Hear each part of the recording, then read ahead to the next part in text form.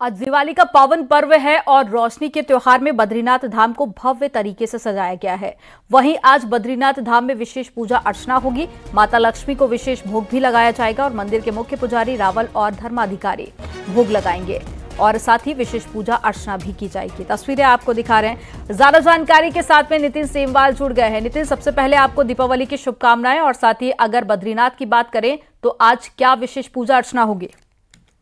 जी, दीपावली की शुभकामनाएं आपको भी। और बद्रीनाथ धाम में विशेष महत्व माना जाता है क्योंकि साक्षात लक्ष्मी वहां पे निवास करती है भगवान विष्णु के साथ। और वहां पे आज पूजा का जो क्रम है वो लगभग शाम को 7 बजे से शुरू हो जाएगा। माता लक्ष्मी का विशेष भव्य श्रृंगार टिमरी पंचायत के द्वारा वहां पे किया जाएगा। उसके बाद बद्रीनाथ धाम के जो मुख्य पुजारी रावल जी होते हैं, जो धर्माधिकारी है, जो वेद पाठी जी हैं, वो वहां पे पहुंचेंगे और भगवान विष्णु के साथ साथ आज माता लक्ष्मी की भी विशेष पूजा अर्चना बद्रीनाथ धाम में संपन्न की जाएगी। इस दौरान बताया जा रहा है कि हजारों की संख्या में वहां पे जो तीर्थ यात्री हैं, जो स्थानीय लोग हैं, वो भी पहुंचेंगे और माता लक्ष्मी के आज विशेष दर्शन भी करेंगे। जी, तो तैयारियां पूरी हो चुकी हैं। आज का दिन बेहद खास रहने वाला है बद्रीनाथ धाम में। जानकारी साझा करने के लिए बहुत शुक्रिया नितिन आपका।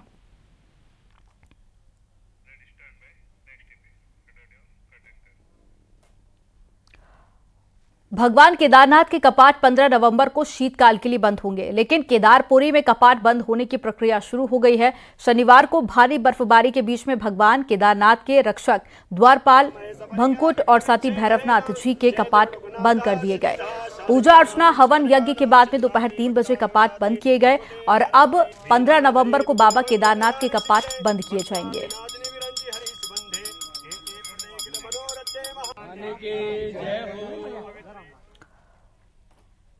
यूनिफॉर्म सिविल कोड को लेकर मुख्यमंत्री पुष्कर सिंह धामी ने बड़ा बयान दिया। सीएम धामी ने कहा कि जैसे ही ड्राफ्ट मिलेगा उसे लागू करने का काम करेंगे। तो वहीं सीएम धामी ने यह भी कहा कि ड्राफ्ट का इंतजार कर रहे हैं और जनता से किया वादा पूरा किया जाएगा। न्यूज 18 ने मुख्यमंत्री पुष्कर सिंह धामी से खास बातचीत की है।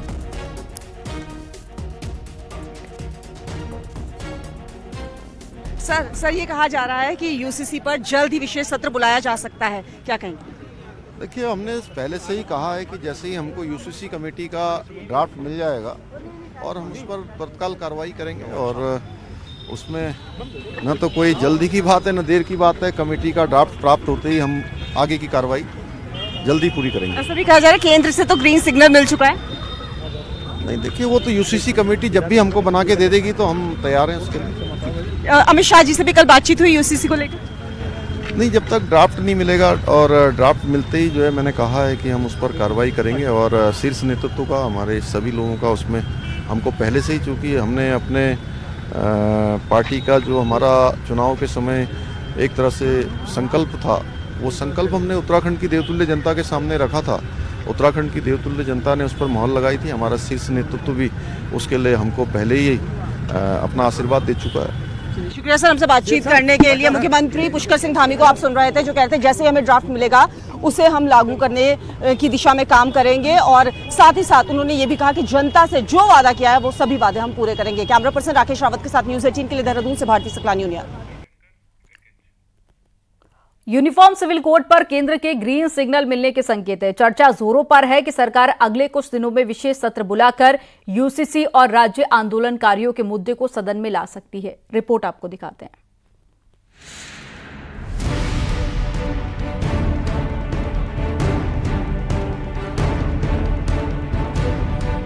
उत्तराखंड को देश का ऐसा पहला राज्य बनाने की तैयारी है जहां समान नागरिक संहिता अधिकार लागू होगा। दिल्ली से लेकर देहरादून तक यूसीसी पर कई दौर की मीटिंग हो चुकी है, लेकिन अब खबर है कि सरकार दिवाली के बाद विशेष सेशन बुलाकर यूसीसी बिल को पारित करवाने की तैयारी में। सूत्रों के मुताबिक शुक्रवार को केंद्रीय गृह मंत्री अमित शाह ने भी यूसीसी पर मुख्यमंत्री धामी से बातचीत की है। देखिए, विधानसभा का सत्र विधानसभा अध्यक्ष जब भी आहूत करेंगे तो स्वाभाविक विषय रहते हैं कि सरकार द्वारा जो कार्य सदन के उपयोगी होते हैं और वो सदन पट में लाया जाता है। निश्चित रूप से यूसीसी भी उसमें एक महत्वपूर्ण विषय है। विशेष सत्र बुलाने को लेकर सरकार में मंत्री मानते हैं कि कई बार मुख्यमंत्री धामी कह चुके हैं कि विशेष सत्र बुलाना पड़े तो बुलाया जाएगा और सरकार यूसीसी की पक्षधर है और इस पर जल्द फैसला लेंगे। इसके लिए अगर विशेष सत्र बुलाना होगा, वही बुलाया जाएगा, क्योंकि हमारी मंशा बिल्कुल साफ है। चुनाव से पहले माननीय मुख्यमंत्री जी ने घोषणा की थी कि हमारी सरकार आएगी जो यूसीसी लागू करेगी, तो भारतीय जनता पार्टी जो कहती है उसको करने में विश्वास। पिछले 2 साल से यूनिफॉर्म सिविल कोड पर सरकार की कवायद तेज है और अब कहा जा सकता है कि अब जल्दी यूसीसी पर तस्वीर साफ हो सकती है। न्यूज़ 18 के लिए देहरादून से भारती सकलानी की रिपोर्ट।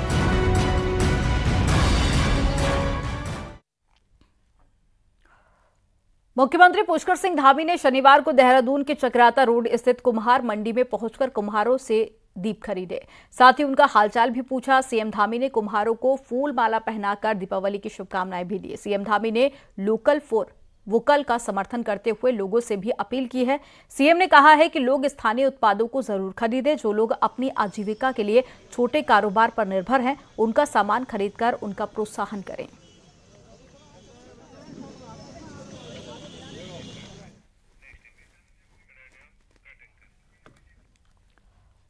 मुख्यमंत्री पुष्कर सिंह धामी ने पूर्व मुख्यमंत्री से मुलाकात की और शुभकामनाएं दी। सीएम धामी ने पहले पूर्व सीएम और सांसद तीरथ सिंह रावत से मुलाकात की। साथ ही सीएम धामी ने पूर्व मुख्यमंत्री त्रिवेंद्र सिंह रावत से भी मुलाकात की।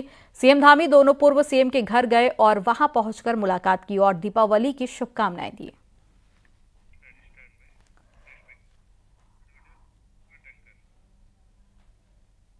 दीपावली पर अयोध्या नगरी दियों से जगमगा गई, तो वहीं देवभूमि में भी एक दिया भगवान राम के नाम पर जलाने का आह्वान बीजेपी ने किया है। वहीं कांग्रेस का कहना है कि अयोध्या और भगवान राम पूरे देश के हैं और राजनीति करने वाली बीजेपी जान ले कि देवभूमि के हर घर में रोज दिया जलता है।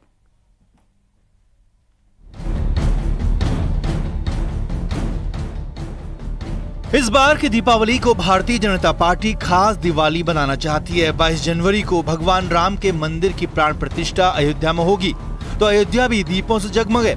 इसी मौके को उत्तराखंड बीजेपी भी खास बनाना चाहती है। बीजेपी प्रदेश अध्यक्ष महेंद्र भट्ट का कहना है कि जनता हो या कार्यकर्ता, दिवाली में एक दिया भगवान राम के नाम का जलाएं और वो अखंड ज्योत 22 जनवरी उस दिन तक जलनी चाहिए जिसका इंतजार 500 साल से है। अपील की है उत्तराखंड देवभूमि के नागरिकों से, अपने कार्यकर्ताओं से, कि दीपावली के दिन जो दीपक जले, अखंड दीपक 22 जनवरी तक आपके घर में जलता रहे और ये संदेश देवभूमि से जाए, इस बात का मैंने पक्ष रखा। राम मंदिर निर्माण बीजेपी की टॉप एजेंडे पर रहा। ऐसे में दिवाली के मौके पर दिए जलाकर बीजेपी लोकसभा चुनाव से पहले एक मैसेज देना चाहती है, पर कांग्रेस का कहना है कि भगवान राम और अयोध्या नगरी सबके हैं। बीजेपी प्रदेश अध्यक्ष को पता होना चाहिए कि देवभूमि में हर घर में 365 दिन दिए जलते हैं। हमारे कमांडर हैं, उन्होंने अगर ये आदेश किया तो डेफिनेटली पूरे जो है उत्तराखंड के लोग, पूरे जनमानस जो है भगवान राम के प्रति आस्था रखते हैं और एक दीपक तो क्या 2-2, 4-4, 5-5 दीपक हम जलाएंगे। अयोध्या में कितने हजारों और लाखों दिए जल रहे हैं, हम उसका स्वागत करते हैं। अयोध्या सिर्फ एक राजनीतिक पार्टी की नहीं है, अयोध्या हम सब की है। लेकिन महेंद्र भट्ट जी को मैं ये याद दिला दूं कि भगवान राम में विश्वास करने वाले जितने भी हमारे हिंदू धर्म के अनुयायी हैं, वो हमेशा दिया जलाते हैं, उनके बोलने का कोई फर्क नहीं पड़ता। और इससे भी बढ़कर मैं उन्हें याद दिला दूं कि दिए तब से भी जल रहे हैं अयोध्या में जब से राजीव गांधी ने वहाँ पर ताले खोलकर पूजा शुरू करवाई। मौका दीपावली का है और सियासत भगवान राम के नाम पर हो रही है और बीजेपी इस मौके पर दिए जलाकर भगवान राम से देवभूमि का कनेक्शन और मजबूत करना चाहती है। न्यूज़ 18 के लिए देहरादून से दीपांकर भट्ट की रिपोर्ट। दीपावली के मौके पर फूलों के दामों में भी जबरदस्त उछाल देखा जा रहा है। हरिद्वार के बाजारों में गेंदे और गुलाब के फूल जो 2 से 3 गुना ज्यादा महंगे हो गए हैं। आमतौर पर 50 से 80 रुपए प्रति किलो के दाम पर बिकने वाले फूल अब 200 रुपए किलो तक बिक रहे हैं। दीपावली पर घरों में फूलों से सजावट की गई है, जिससे कि फूलों की मांग और भी ज्यादा बढ़ जाती है। फूलों की मांग बढ़ने के चलते इनके दाम भी बढ़ जाते हैं। तो वहीं कुछ इलाकों में हल्की बारिश होना भी फूलों के दाम बढ़ोतरी का एक बड़ा कारण माना जा रहा है।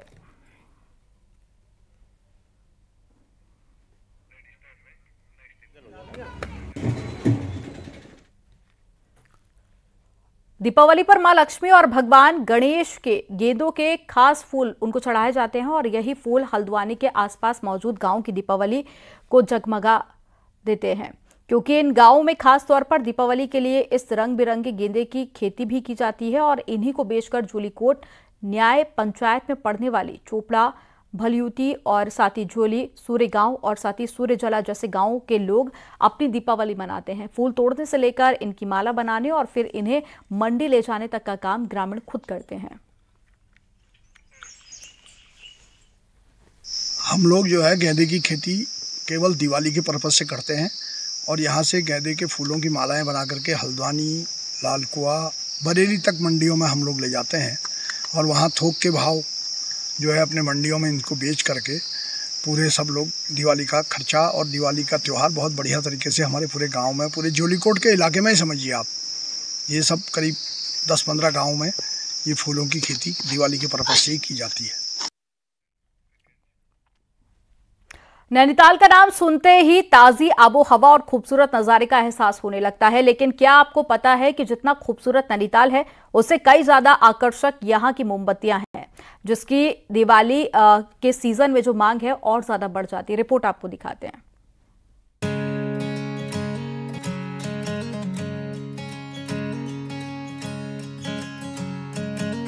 देखने में आम, सेब, केला, संतरे जैसे दिख रहे ये कोई फल नहीं है, बल्कि ये है नैनीताल की खूबसूरत मोमबत्तियां। सिर्फ यही नहीं बल्कि लालटेन, बियर ग्लास, भगवान की मूर्ति या अरोमा कैंडल की कई किस्मों की मोमबत्ती लोगों को हक्का बक्का कर देती है। तो नैनीताल आने वाले पर्यटक इनको खरीदे बगैर रह नहीं पाते। रोशनी के पर्व पर सिर्फ घरों को रोशन करने के ही नहीं बल्कि लोग इनको उपहार के तौर पर खरीदने की भी सोच रहे हैं। तो नातेदारों और रिश्तेदारों के लिए नैनीताल से इन मोमबत्तियों को ले जा रहे हैं। रोशनी का फेस्टिवल है, तो रोशनी में कैंडल जलता है तो रोशनी तो आता है, और ये कैंडल अगर हर किस्म का बहुत डेकोरेटिव होता है वो और भी ज़्यादा अच्छा लगता है। तो इसीलिए दिवाली के लिए ये सबसे अच्छा गिफ्ट होता है ये कैंडल। रोशनी और भी मन का भी रोशनी बढ़ाती है और सबका सब कुछ में रोशनी डालता है। ये तो बहुत अच्छा गिफ्ट है। मिठाई हेल्थ के लिए तो अभी ठीक नहीं है, मगर रोशनी सबके लिए ठीक है। नैनीताल में 1970 के दशक में जलाने वाली मोमबत्ती का कारोबार शुरू हुआ। इसके बाद जर्मनी से मशीनें मंगाने के बाद यहाँ सजावटी मोमबत्तियों को बनाने का काम भी होने लगा। वक्त के साथ इनकी खूबसूरती और निखर कर सामने आई, तो लेकिन सामान महंगा होने और लाइटों ने कारोबार को धीमा कर दिया। हालांकि कारोबारियों ने हार नहीं मानी और ट्री लाइट, नेचुरल दिए, फ्लावर अरोमा कैंडल, फ्लोटिंग मोमबत्तियों के साथ अब एपन और गिफ्ट पैक को भी बाजार में उतार दिया है। हालांकि हमारी वैरायटी तो बढ़ रही है, हम हर साल नए नए कुछ ना कुछ नया लेकर आते हैं टूरिस्ट के लिए भी। इस बार हमने दिवाली के गिफ्ट हैम्पर भी बनाए हैं, अरोमा कैंडल्स हमारी बनती हैं और आपका एपल कैंडल्स बनती है। बहरहाल पर्व रोशनी का है तो मोमबत्तियों की डिमांड तो होनी ही थी, और मौका दिवाली का हो तो पर्यटक इसे एक बेहतर उपहार भी मान रहे हैं। इससे न सिर्फ घर रोशन होंगे बल्कि घरों की सजावट के और भी काम आएंगे। चाइनीज लाइटों ने भले ही इनकी लौ कम की हो, लेकिन नैनीताल की ये मोमबत्तियां आज भी घरों को रोशन कर रही हैं और खास सौगात के रूप में भी ये पूरे देश में पहचानी जा रही हैं। जरूरी है कि सरकार भी मोमबत्ती कारोबारियों को राहत दे ताकि इस कारोबार को और ऊंचाइयों पर ले जाया जा सके। वीरेंद्र बिष्ट, न्यूज 18, नैनीताल।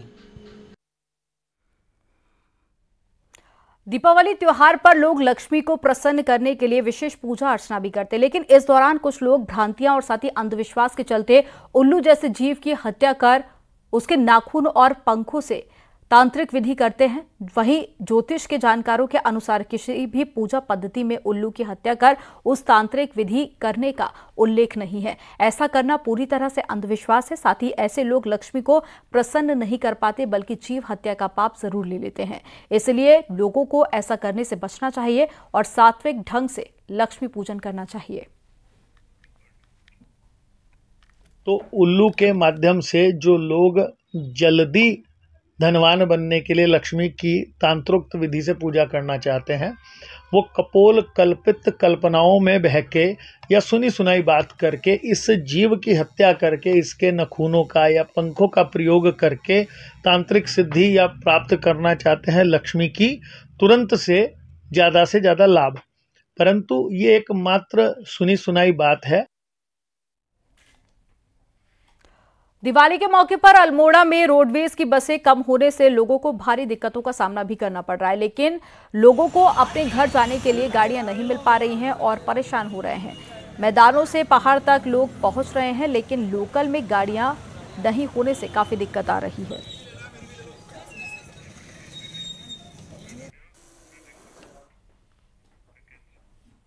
पंद्रह नवंबर को भगवान केदारनाथ के कपाट बंद हो जाएंगे और इस बार प्रधानमंत्री नरेंद्र मोदी तो केदारनाथ नहीं आ पाए, लेकिन बीजेपी राज में पहली बार राहुल गांधी जरूर आए हैं। कांग्रेस को उम्मीद है कि आशीर्वाद 2024 में जरूर काम आएगा और बीजेपी का कहना है कि आशीर्वाद प्रधानमंत्री नरेंद्र मोदी को ही मिलेगा। रिपोर्ट आपको दिखाते हैं।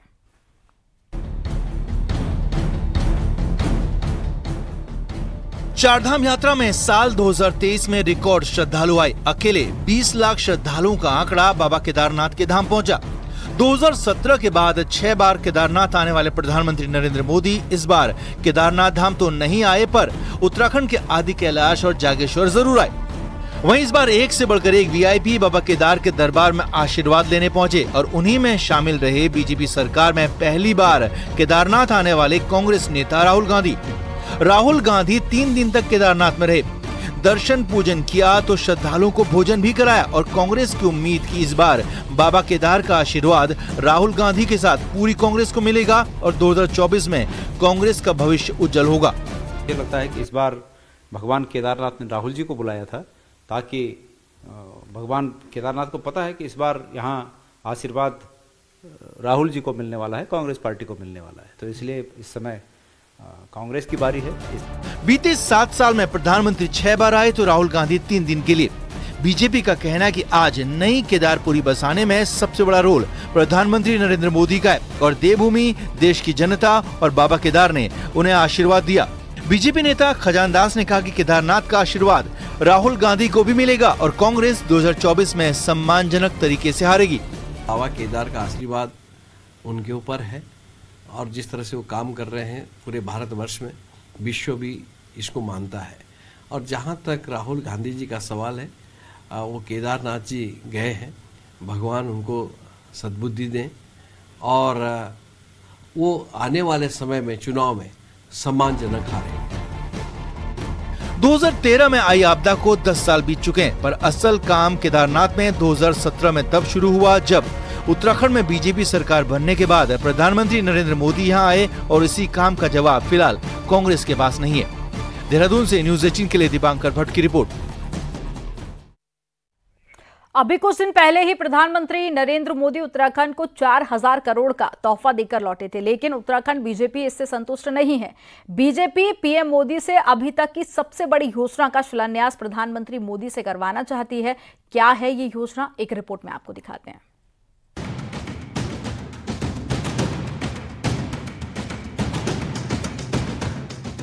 सालों से अटके इस जमरानी बांध के बनने का रास्ता पीएम मोदी की कैबिनेट साफ कर चुकी है। उत्तराखंड के लोग जिस बहुप्रतीक्षित बांध का इंतजार कर रहे थे, अब उसके शिलान्यास का इंतजार है और बीजेपी के कार्यकर्ता इसके लिए बेसब्र हैं। माना जा रहा है कि शिलान्यास की शुभ घड़ी दीपावली के बाद कभी भी आ सकती है।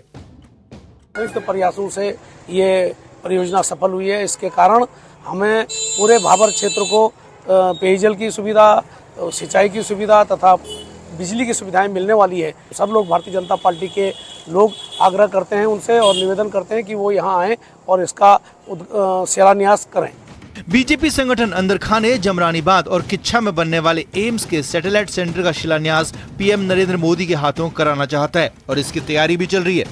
बीजेपी संगठन के लोग खुलकर पीएम मोदी को एक बार फिर उत्तराखंड आने का न्योता दे रहे हैं। एक बहुत महत्वपूर्ण परियोजना उनके द्वारा जो जमरानी परियोजना है उसको हमारे को दिया है और ये अपेक्षा वास्तव में ये पिछली बार जो 2000 करोड़ की उन्होंने योजना यहाँ दी थी उनका भी शिलान्यास होना है, तो हमारी ये इच्छा रहेगी और हम शीर्ष नेतृत्व से आग्रह भी करेंगे कि उसके उद्घाटन में वे अवश्य पहुँचे। जाहिर है जमरानी बांध का इंतजार कुमाऊं की जनता पिछले 50 सालों से कर रही है, इसीलिए बीजेपी इसके शिलान्यास को अब लंबा खींचने के मूड में नहीं है।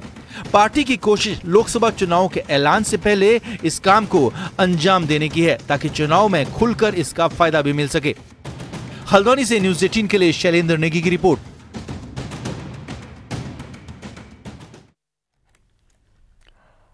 खबर देहरादून से है। 9 नवंबर राज्य स्थापना दिवस को देहरादून में हुई डकैती के मामले में आईबी ने रिपोर्ट दिया और सूत्रों के मुताबिक इसमें राष्ट्रपति मुर्मू की सुरक्षा में चूक बताई गई है। राष्ट्रपति के रूट से कुछ दूरी पर 9 नवंबर को लूट हुई थी। बदमाशों ने ज्वेलरी की दुकान में लूट की थी और उस दिन राज्य स्थापना दिवस समारोह में राष्ट्रपति ने शिरकत की थी। वहीं पुलिस के हाथ में अब भी कोई बड़े सबूत नहीं लग पाए हैं। पुलिस बदमाशों को नहीं पकड़ पाई है। हालांकि आरोपियों की बाइक और कार जरूर बरामद की गई है, लेकिन बदमाशों तक नहीं पहुंच पाई है। सीएम धामी खुद इस मामले में लगातार नजर बनाए हुए हैं और सीएम ने जल्द से जल्द मामले के खुलासे के निर्देश भी दिए हैं। बिहार, वेस्ट बंगाल और अन्य प्रांतों के लिए भी जहां जहां से कनेक्शंस मिले हैं वहां के लिए भी आज टीम विभिन्न प्रांतों के लिए आज निकल गई है। कल भी अपने डेस्टिनेशन पर कुछ पहुंच गई है। तो ये डेटा कलेक्शन के साथ साथ जो संदिग्ध इसमें हुलिये भी आए हैं वो भी उनका मिलान किया जा रहा है और जो इसमें हमें इनपुट अपने सोर्सेज से प्राप्त हो रहा है उस पर भी हम काम कर रहे हैं। रुड़की में गंगनहर कोतवाली की सैनिक कॉलोनी में 2 पक्षों में जमकर मारपीट हो गई और मारपीट का ये वीडियो सोशल मीडिया पर काफी वायरल हुआ, जिसमें मामूली कहासुनी के बाद में मारपीट हुई थी और मारपीट में 2 लोग घायल हो गए। पुलिस के मुताबिक केस दर्ज कर लिया गया है और वायरल वीडियो की जांच हो रही है। सभी पहलुओं की जांच के बाद में मामले की आगे कार्रवाई की जाएगी।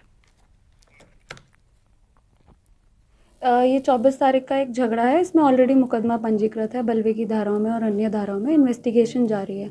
बाकी वीडियो किसके स्तर से वायरल हो रहा है इसके संबंध में भी जांच पड़ताल करी जाएगी, क्योंकि ये जो वीडियो है ये इन्वेस्टिगेशन का पार्ट है। झगड़े का जो कारण अभी तक संज्ञान में आया है वो ये है कि इस घटना के पहले एक और घटना हुई थी जिसमें कि दूसरे पक्ष का कोई ड्राइवर था जिसके साथ इन लोगों के द्वारा मारपीट करी गई थी।